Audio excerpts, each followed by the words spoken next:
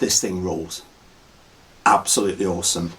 I had so much fun with this weekend. The only issue I had was it let go of the body post, which meant the shell got a bit damaged. It's going to get a bit damaged. It's got some nice scratches on it now. Just nothing broke, had no problems. I was expecting the skid to snap in half or some kind of failure. The only real failure was in my confidence with it, in that I went out with the 10 tooth pinion and had to swap that after about the first 15 minutes because it just wasn't fast enough. It's now running a 12 tooth pinion with 45 tooth spur. It has loads of speed when I need it, and the low end, like the low speed, is just awesome, as the axe system is. No, it's not as controllable as a Mamba with a Puller Pro or a Revolver or one of those, you know, amazing low speed startup motors. But just go fast and hold on and hope for the best. Let's take a look under the shell. These stands, by the way, reviewed in a different video. They fit the Scattergun, which is great. They are designed for a normal TRX skid, but I'm finding they fit a range of crawlers and they're a lot easier than trying to use yoga blocks or anything else. So they do kind of hold it by the side.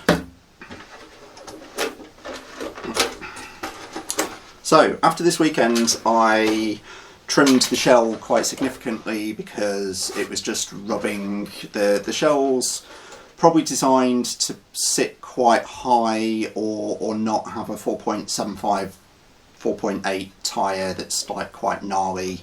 Also, I'm running quite a bit of width on it, so I've not got wide extenders or anything. I'm just running wheels that have got a 3mm offset, so they do stick out a bit wider than my other wheels. So it just means they just catch when it's turning, and the back, I'm cheating, it's about a 12.5 inch wheelbase rather than 12.3, so it was just catching on the back. So main things on the shell: cut off the rear bumper like I said I was going to do, kept hanging it up, kind of got away with it, but in dropping the shell needed to go.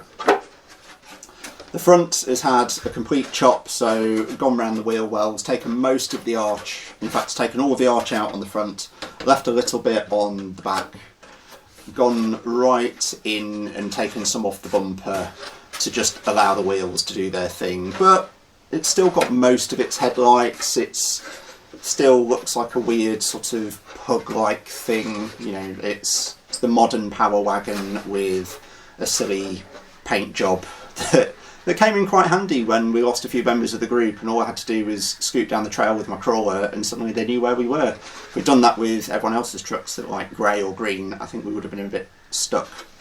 Also means that when you're playing in a quarry and your truck's a couple of 100 metres or a couple of 1,000 feet away, you don't need to put lights on it or anything, you can definitely see it.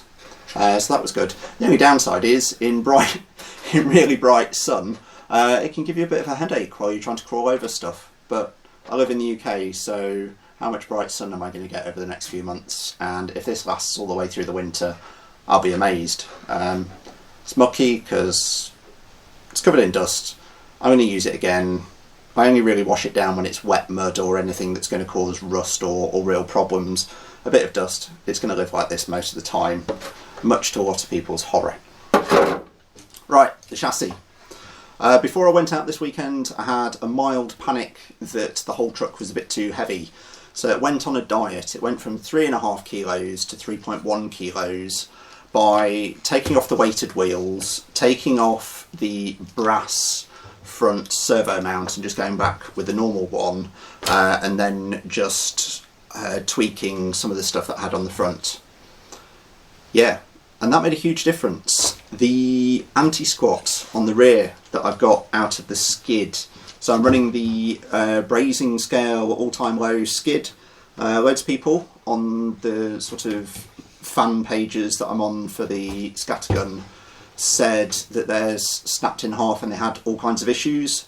I blasted this over mountain bike jumps that were a bit too big for an RC car, blasted it up hills and got it wrong, and it rolled down said hills.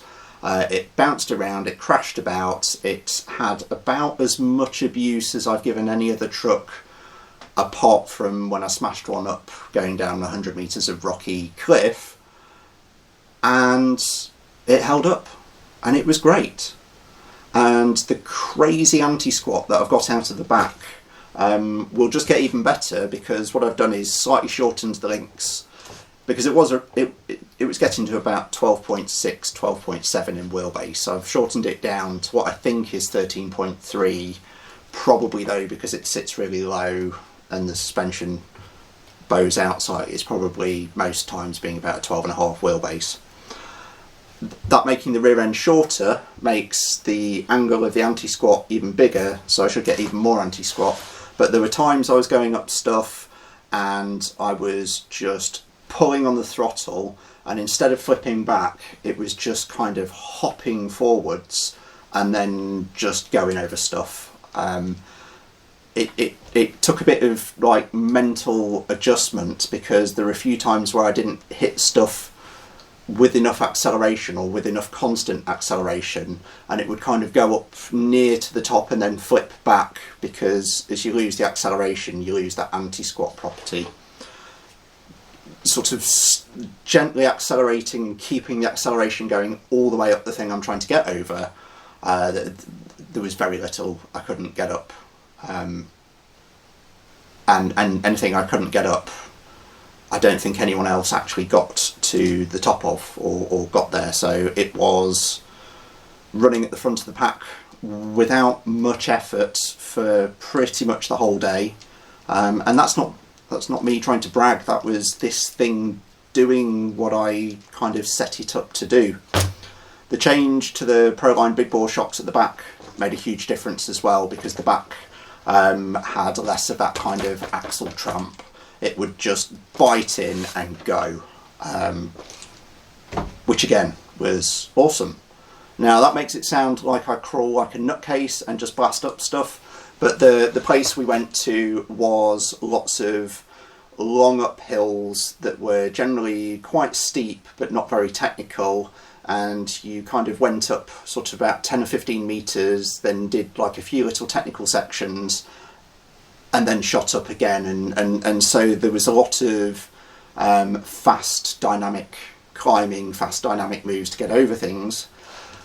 There were parts where at the top of some of those runs, if you got it wrong, like one of my friends did, you were going to break something, and he managed to smash up well, basically the whole front end of his car, and we ended up having to attach a tow rope to him to drag him home, because his car mostly stopped working apart from the motor. So the technical, you know, gotchas were still there, so there was plenty of scope for technical climbing. And yeah, there were lots of like little piles of rocks to play on, and it got over everything again flawlessly. Really pleased, really impressed. Absolutely recommend you get one. Even if you live in the UK, it's worth the import taxes. Probably buy 2 chassis, unless you're happy to wait, you know, 6 weeks for one to turn up, because customs like to sort of inspect everything and try and work out what they are. Although I'm guessing they didn't open the tube, because it took me so much effort to get into that tube that I would have known if they tried to get into it. Yeah, not a lot more to say. Super happy. If you've got a TRX Sport and you've driven it for ages and you're sort of looking at your next options, you don't even have to get the brazing scale skid or anything else. I think it's Dixieland RC's got a video of just taking all the bits off your Sport and just slapping it on these rails, and even that will just give you so much more options to add some anti-squat and shuffle components around and generally have as much fun as I have. I loved my Sport. I made some mods to it that started to break a bit too much, and I couldn't quite work out what was going wrong other than my plastic welding. and going to this has just revived my love for the sport. So yeah, I've turned into a Traxxas fanboy. I did love my G-Made GSO2, but it was just breaking a lot. It's a very capable crawler, but it's not TRX tough. The extra weight penalty that you pay for some of the TRX stuff, and even though I've put in GPM portable drives and a brushless system, just the gearbox and the axles and all the standard Traxxas stuff just holds up, and it's only my stupid mods that break. So that probably tells me something, but it didn't break this weekend and I was super happy. Thank you for watching this. The usual begging, please give me a thumbs up, any questions in the comments, and please subscribe for more stuff like this. Thank you.